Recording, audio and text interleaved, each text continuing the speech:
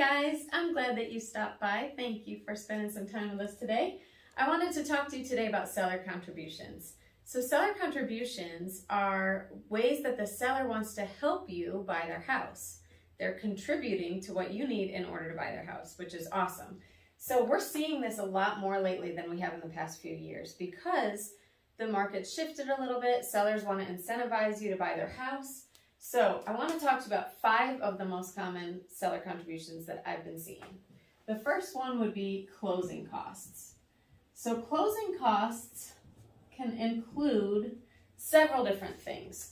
Part of what that includes are your taxes, your prorated taxes. It could be fees, it could be part of your insurance, and a number of different things that go into it. But closing costs is the money that you would typically be expected to bring to the closing table on the day that you get your keys. So sellers now are offering either to just pay your closing costs or to pay an amount toward them. This is something that you need to discuss with your realtor and have that put into the offer up front.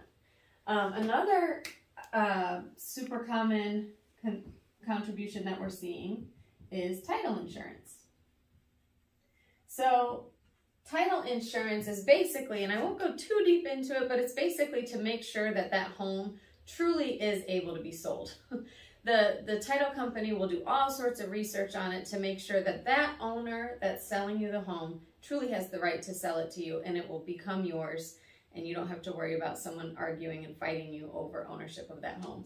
So it's pretty important, right? Title insurance, we're seeing sellers contribute toward that recently as well. Another one that's not always money related, but is something that could be very important are repairs. Now, sometimes they do money with allowances, but repairs are, anything when you get your home inspection and there's maybe some electrical issues or something major going on with the home that you really don't want to move into until it's resolved. A lot of sellers now are doing repairs. In the recent market, when it was a total seller's market, that was kind of unheard of. Sellers were just able to just say, sorry, we have 28 other offers to look at. So in this case, it's becoming more of a buyer's market, in which case you can ask for those repairs, and it's very common that you'll get a yes.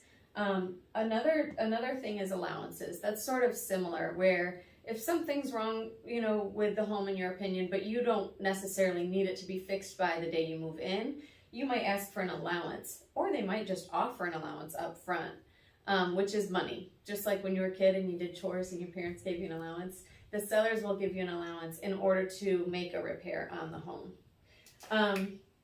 Another more common thing that we're seeing now are interest rate buy downs. And that is literally what it says. It's buying down your interest rate. So there's a number of different ways to do that, and I won't go into all of them. But basically, the seller can give you money to lower your interest rate. Some of those are permanent situations. Some of those are more temporary situations to get you sort of built up to paying, the full mortgage rate.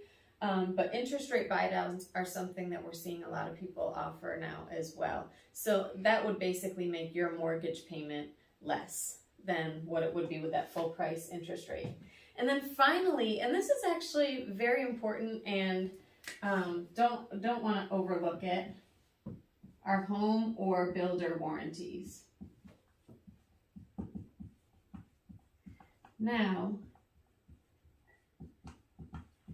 a home warranty is something that will cover certain aspects of the home. It doesn't cover everything, and you'll definitely want to look at the home warranty brochure to see what is covered. But it's something that, especially again, if you're a first-time home buyer and you're like, oh great, I'm going to own this house, but what do I do if such and such breaks or this breaks or whatever? That will buy you some peace of mind so that you just have to pay like a deductible, and then they'll go ahead and do the repair for you. So this peace of mind is worth a lot, in my opinion. But these are not the only seller contributions that we could see, but they are 5 very common ones that I've seen, especially recently.